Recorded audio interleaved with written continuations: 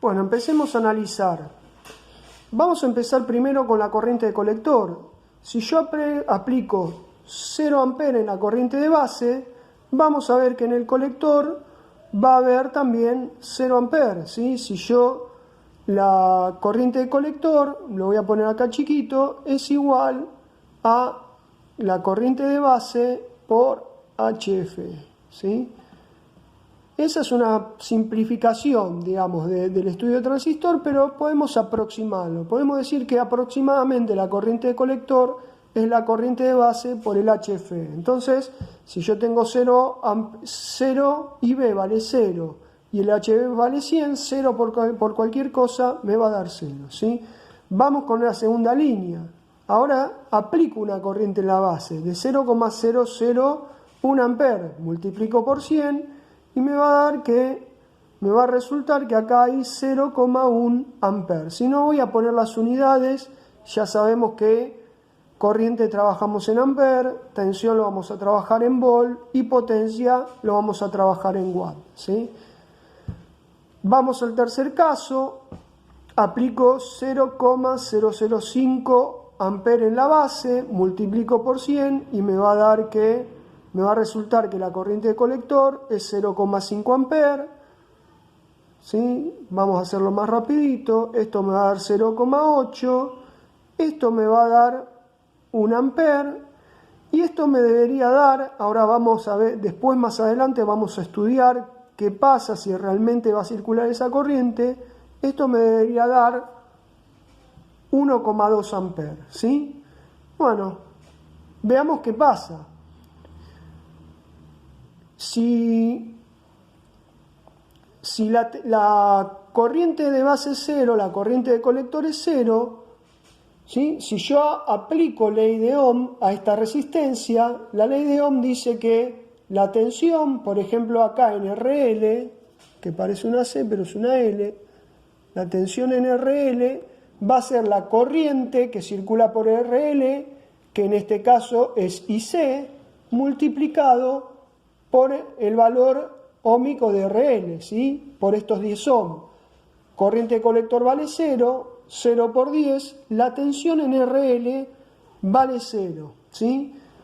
Pero como habrán visto con Fernández, yo tengo acá una malla y hay una ley, la segunda ley de Kirchhoff o ley de mallas, dice que la suma de las tensiones, de las caídas de tensiones, tienen que ser igual a la tensión aplicada. Si yo apliqué 10 volt y acá caen 0 volt, ¿dónde cae el resto, los 10 restantes? Van a caer acá en el transistor. Si yo mido la caída de tensión acá en el transistor, voy a ver que caen 10 volts, ¿sí? O sea que la caída de tensión colector-emisor va a ser 10 volts. Siempre la caída de tensión colector-emisor va a ser la fuente menos la caída de tensión en la resistencia, ¿sí? Muy bien, vamos a ver qué pasa con la potencia disipada en RL, ¿sí? Potencia es I por R, ¿sí? Si quiero saber, B por I. Si quiero saber la potencia en RL, tengo que hacer la tensión en RL por la corriente en RL, que es 0 por 0. O sea que la potencia en RL va a dar 0. Muy bien, ¿qué pasa con la potencia en el transistor? La potencia en el transistor va a ser la tensión colector-emisor, ¿sí? o la tensión en el transistor, multiplicado por la corriente de colector, que también circula por el transistor. Acá la tensión no es 0, es 10, pero si multiplico por 0, voy a ver que la potencia en el transistor también va a dar 0, ¿sí? Muy bien, vamos al siguiente caso. Por ahora, potencia es, digamos, es obvio, si no apliqué corriente de base, potencia en el transistor es 0, potencia en la carga es 0. En esta circunstancia, el transistor se está comportando como un circuito abierto, como una llave abierta. Decimos que el transistor está al corte, está cortado, ¿sí? No deja circular corriente. Pero ahora aparece una pequeña corriente en la base, por supuesto amplificada, aparece una corriente de colector, y ahora vamos a volver a calcular, ¿sí? La tensión en RL es I por R, ¿sí? 0,1 por 10 me va a dar que acá va a haber un vol, ¿sí? En RL va a caer un vol. Recuerden que la caída de tensión en el transistor era la diferencia de la fuente menos la caída de tensión acá. Por lo tanto, acá va a haber 9 vol, ¿sí? Esto, si estuviéramos en clase, en el laboratorio hacemos esa experiencia, conectamos esto y vamos verificando estas tensiones, ¿sí? Eso se puede verificar. Muy bien, ahora ya hay tensión y hay corriente en ambos. Hay tensión acá y hay una corriente. Por lo tanto, va a haber potencia, ¿sí? Potencia en la resistencia de carga va a ser la corriente de colector por la tensión en la resistencia de carga. 0,1 por 1 me va a dar 0,1, ¿sí? En la resistencia de carga va a haber 0,1 watt y en el transistor va a haber 0,9 watt, ¿sí? Fíjense que hay mucha más potencia disipándose en mi transistor que consumiéndose en la resistencia de carga, que es lo que yo en realidad necesito la potencia, ¿sí? Y no solo que voy a tener 0,9 watt, cuando yo quiero 0,1 en la resistencia, 0,1 watt en la resistencia, voy a desperdiciar 0,9 watt en el transistor, sino que ese transistor, recuerden que se va a estar calentando, ¿sí? Muy bien, ahora voy a subir un poco la corriente. Quiero más potencia en la resistencia de carga, por lo tanto aplico más corriente, ¿sí? Aplico 0,5. Aplico en la base 0,005, tengo en el colector 0,5 amperes y bueno, la tensión en la resistencia de carga va a ser estos 0,5 por los 10 ohms, ¿sí? Por lo tanto voy a tener 5 volt acá en la carga, ¿sí? Si resto 10 menos los 5 volt que caen acá, voy a ver que en el transistor van a caer también 5 volt, ¿sí? Y vemos qué pasa con las potencias, ¿sí?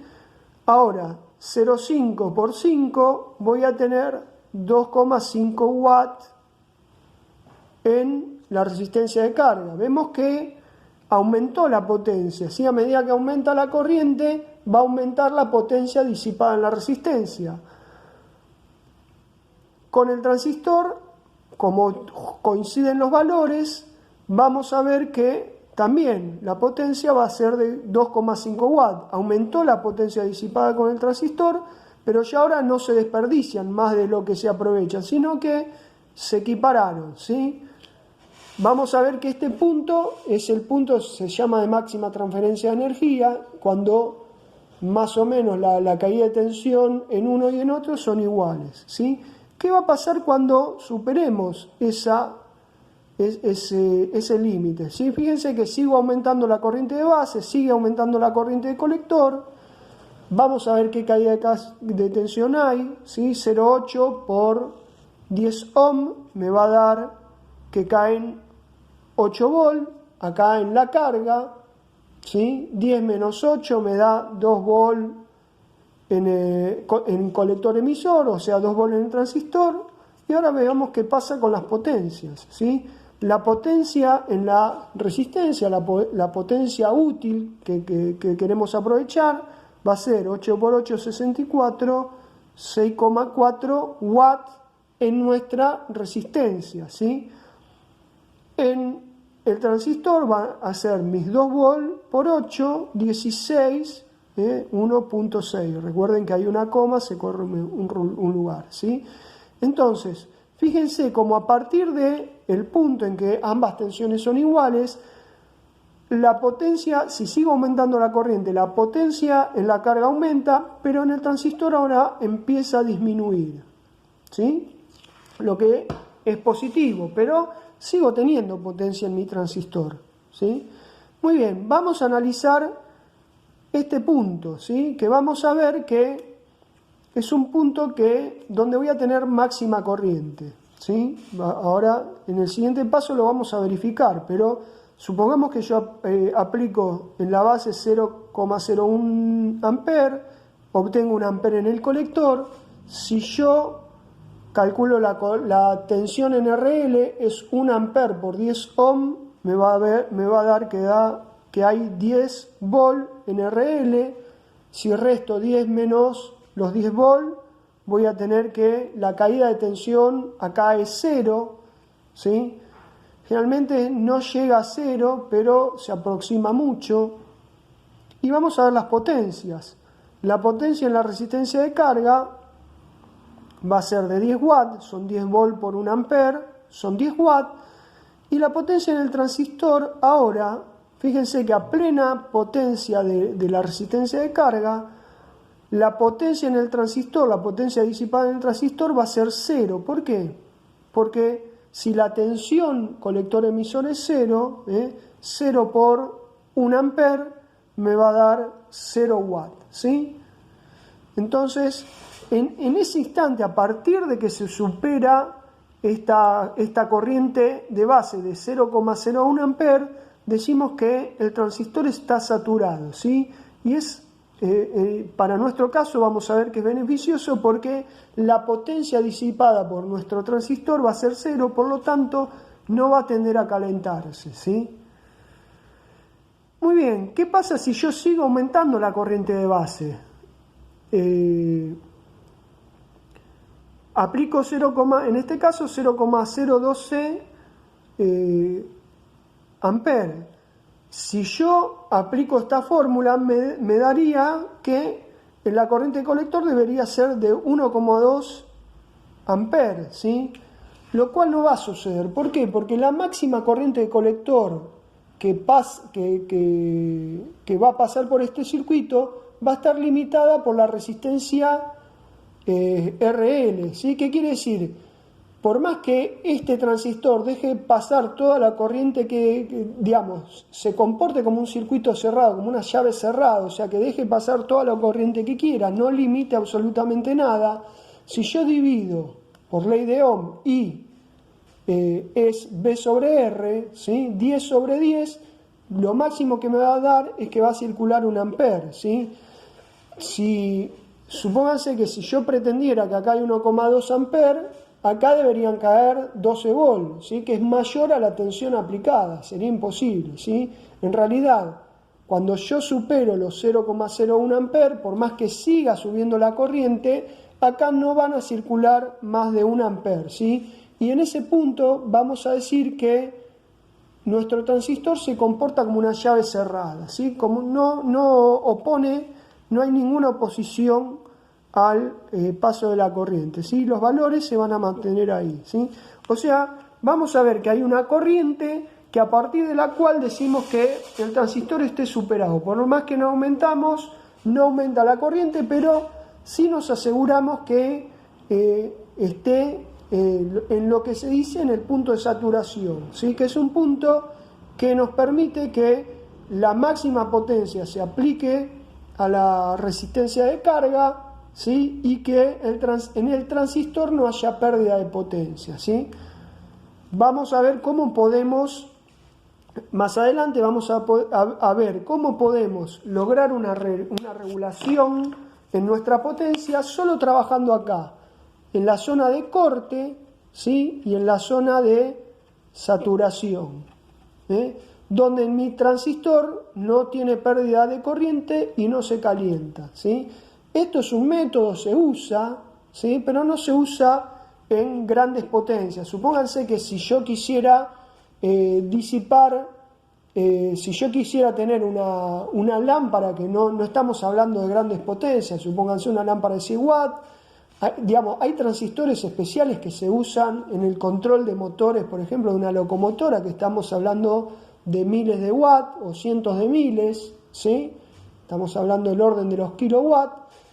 Si yo tuviera un transistor funcionando en este sistema, este transistor perdería miles de watts en algún punto, ¿sí? Y tendría que disiparlo en forma de calor, lo que sería una barbaridad. Entonces, vamos a ver de qué manera podemos regular una potencia trabajando acá, en el corte y en la saturación.